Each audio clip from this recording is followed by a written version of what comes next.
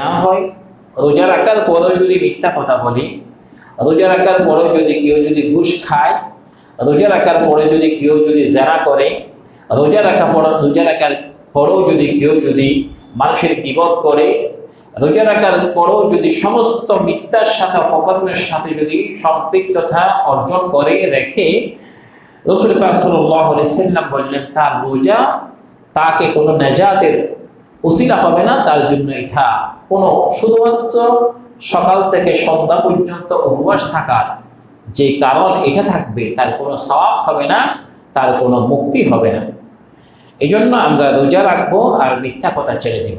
রোজা রাখবো, অফিসের সরকারি মাল, অফিসের মাল, জনগণের মাল, এগুলি আমরা যথাযথভাবে আদায় করার জন্য আমরা সচেতন থাকবো, সজাগ থাকবো, অ্যালার্ট থাকবো।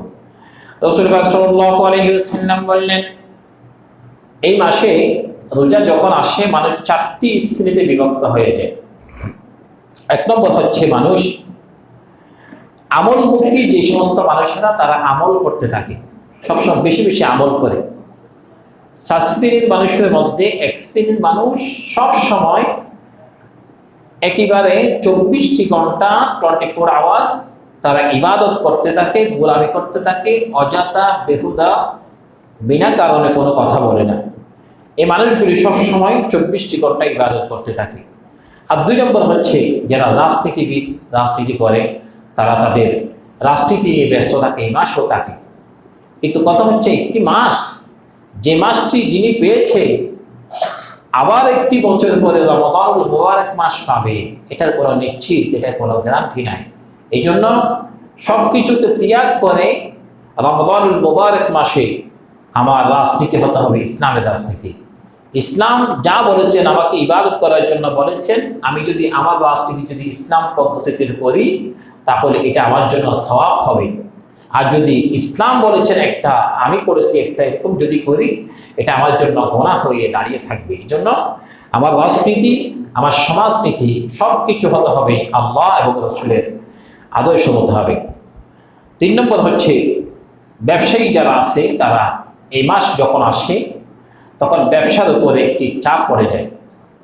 কেউ বললো যে আগে 5 টাকা করে আমরা একটা লেবু কিনতাম, এখন 30 টাকা করে 40 টাকা করে কিনতে হচ্ছে। আগে কলা কিনতাম একটু কম দামে, এখন বেশি দামে কিনতে হচ্ছে। চিনির দাম ছিল কম, এখন দাম বাড়িয়ে দিচ্ছে। এগুলি যারা করে, রোজা রাখে, মানুষের কাছ থেকে টাকা ইনকাম করে, বেশি টাকা যখন আত্মসাৎ করে সেই টাকা দিয়ে যখন সেই সংসার চালাবে, সংসারের মধ্যে তার স্ত্রীকে, পুত্রকে, সন্তানদেরকে খাওয়াবে, এই টাকা দিয়ে সেই রক্ত মাংস যখন বৃদ্ধি পাবে, রোজা রাখবে, এই দুর্নীতিমুক্ত, দুর্নীতি করে যে তিনি টাকা ইনকাম করেছেন, ব্যবসা করেছেন, তার রোজা তার জন্য নাজাতের উসিলা হবে না। তাহলে ব্যবসা করতে হবে, যতটুকু ব্যবসা আমি করতে পারবো। প্রতিটি বছর আমরা দেখতে পাই ব্যবসার উপর একটি চাপ পড়ে যায় রমাদানুল মুবারক মাস আসতে। অন্যান্য পার্শ্ববর্তী দেশে দেখা যায় রমাদানুল মুবারক মাস বা অন্য কোনো মাস আসলে, তাদের পূজা আসলে, তাদের যখন বার্ষিক কোনো কিছু আসে তখন দামগুলিকে কমিয়ে দেওয়া হয়, আর আমাদের দেশে বেড়ে যায়। এটা আমাদের জন্য, মুসলমানের জন্য দুর্ভাগ্য ছাড়া আর কিছুই নয়। আমাদেরকে সচেতন হতে হবে। শুধু ঈমান আনলাম এ কথা বললে হবে না। ঈমান আনার পরে আমার আল্লাহর ভয় এটা থাকতে হবে। আল্লাহর ভয় যদি থাকি তাহলে সমাজের মধ্যে জিনিসের দাম বাড়বে না, জিনিসের দাম দিন দিন কমবে। আর এই মাসে রাসূল পাক সাল্লাল্লাহু আলাইহি ওয়াসাল্লাম বললেন এই মাসে বেশি বেশি তোমরা দান সদকা করো, বেশি বেশি মানুষদেরকে যা কিছু আছে তা কিছু দাও। একজন মানুষকে রমাদানুল মুবারক মাসে খাবারের জন্য একটি ব্যবস্থা করলে এটা তো সওয়াব হয়েছে, আর যদি খাবারের ব্যবস্থা করতে না পারে তাহলে তাকে ইফতারের জন্য ব্যবস্থা করতে পারলেও সওয়াব হয়েছে। কানা রাসূলুল্লাহি সাল্লাল্লাহু আলাইহি ওয়াসাল্লাম আজওয়াদু মা ইয়াকুনু ফি রমাদান ওয়া কানা আজওয়াদু বিল খায়রি মিনাল ওয়াইল মুরসাল। রাসূল পাক সাল্লাল্লাহু আলাইহি ওয়াসাল্লাম বললেন, রমাদানুল মুবারক মাস আমি যখন পৃথিবীর মধ্যে ছিলাম, তখন যখন রমাদানুল মুবারক মাস আমার কাছে উপনীত হতো, সাহাবায়ে কেরাম এবং আমি বাতাসের গতির মতো করে প্রত্যেকে মানুষের কাছে দান সৎকার করতাম। সুবহানাল্লাহ। বাতাসের গতি যেমন এইভাবে করে দান সৎকার করতে হবে। অন্য একটি হাদিসের মধ্যে রাসূল পাক সাল্লাল্লাহু আলাইহি ওয়াসাল্লাম বললেন, অন্য মাসে একটা টাকা যদি দান করা হয় 1 টাকা সওয়াব পাওয়া যায়, কিন্তু এই মাসে যদি কেউ যদি একটা টাকাও যদি দান করে, নবীজি বললেন অন্য মাসে তুলনায় 70 গুণ সওয়াব বেশি পাওয়া যাবে।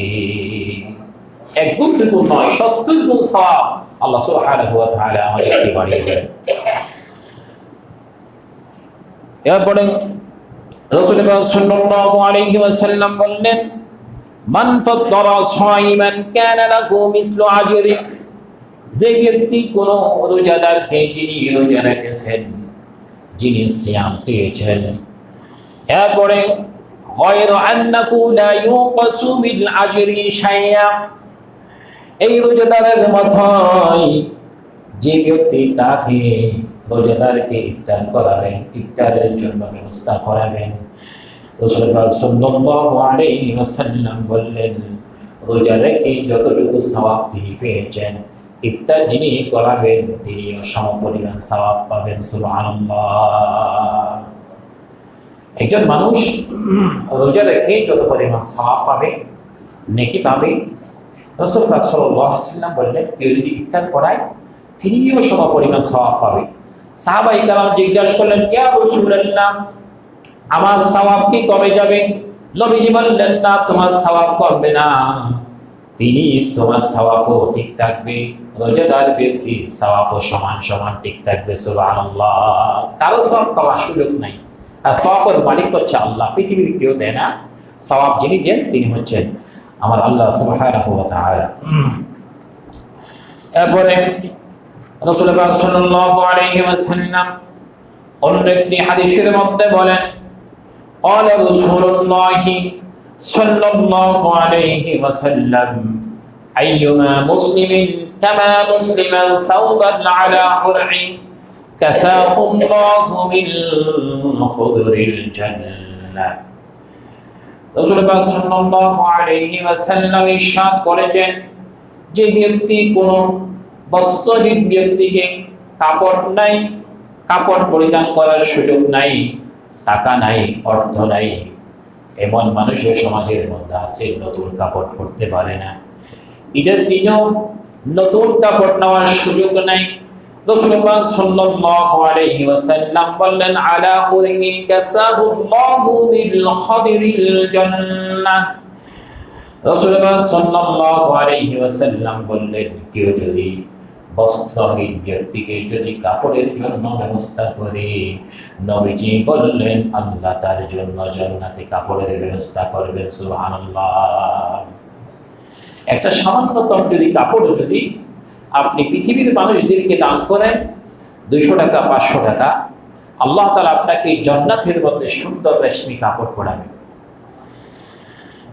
আমরা তো যাকাতের জন্য টাকা নির্ধারণ না করে যাকাতের নামে 1 বছর আগে কাপড় পরা ছিল, এই কাপড়গুলিকে, এরকম কাপড় নয়। যাকাত আলাদা, কাপড় আলাদা। যাকাতকে হিসাব করতে হবে, আমার কত লক্ষ টাকা আছে এটা হিসাব করে যাকাতকে আলাদা করতে হবে, কাপড় আলাদা করতে হবে। যাকাতের টাকা যদিও রাষ্ট্রীয়ভাবে যদি আমার সমাজের মধ্যে প্রতিষ্ঠিত না থাকলেও যাকাতের টাকা যথা নিয়মে দিয়ে ফেলতে পারা এটা মুমিনের কাজ। মুমিন যিনি হবেন তিনি আল্লাহর সমস্ত হুকুমকে মেনে নেবেন। আল্লাহ সুবহানাহু ওয়া তাআলা বললেন, মুমিন আমার ইনিল হুকুমু ইল্লা লিল্লাহ, সমস্ত হুকুম মুমিন আমি আল্লাহর হুকুমে চলে। নামাজ পড়বে আমি আল্লাহর হুকুমে, যাকাত দিবে আমি আল্লাহর হুকুমে, রোজা রাখবে আমি আল্লাহর হুকুমে, ঈমান আনবে আমি আল্লাহর হুকুমে, হজ করবেন আমি আল্লাহর হুকুমে। প্রত্যেকটি কাজ আল্লাহর হুকুমে করতে হবে। আমার ইচ্ছা বলেছেন আমি রোজা এইভাবে রাখবো, আমার মনে চাচ্ছে নামাজ আমি এভাবে পড়বো না। নামাজ কিভাবে পড়বেন, রোজা কিভাবে রাখবেন, ইফতার কিভাবে করবেন রাসূল পাক সাল্লাল্লাহু আলাইহি ওয়াসাল্লামকে আমাদের কাছে দিয়ে সমস্ত কিছু শিক্ষা আমাদেরকে দিয়ে ফেলেছেন। নতুন করে আমাদের আর কিছু শিখতে হবে না, নবীজি হচ্ছে আমাদের জন্য শিক্ষক। এই জন্য আল্লাহ সুবহানাহু ওয়া তাআলা রাসূল পাক সাল্লাল্লাহু আলাইহি ওয়াসাল্লামকে অন্য একটি এই হাদিসের সামনের দিকে বললেন, ওয়া আইয়ুমা মুসলিমিন আত'আমা মুসলিমান আলা জু'i, যে ব্যক্তি কোনো ক্ষুধার্তকে, যার খাবার নাই, যার খাবার খাওয়ার জন্য তার তৌফিক নাই, ঠিক মতো খাবার খেতে পারে না, এক বেলা খেলে অন্য একটি বেলার মধ্যে খাবারের জন্য কোনো ব্যবস্থা নাই, এইরকম যদি কাউকে যদি খাবারের জন্য ব্যবস্থা করি, আমার নবীজি বললেন জান্নাতের মধ্যে যত ফলমূল আছে মানুষদেরকে দুনিয়ার মধ্যে খাবার দেওয়ার কারণে জান্নাতের মধ্যে আল্লাহ ফলমূল খাবার দিবেন। সুবহানাল্লাহ। এরপরে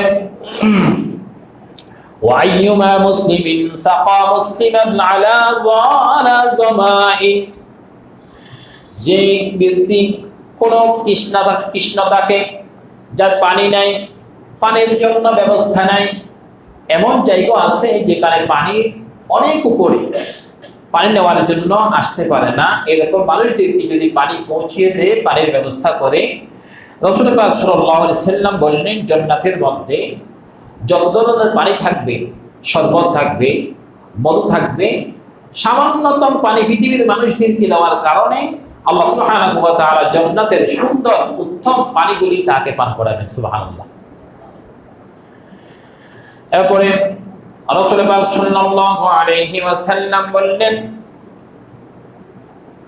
এটা হচ্ছে তাকওয়া যার থাকে সে আল্লাহ এবং রাসূলের কথা মানে।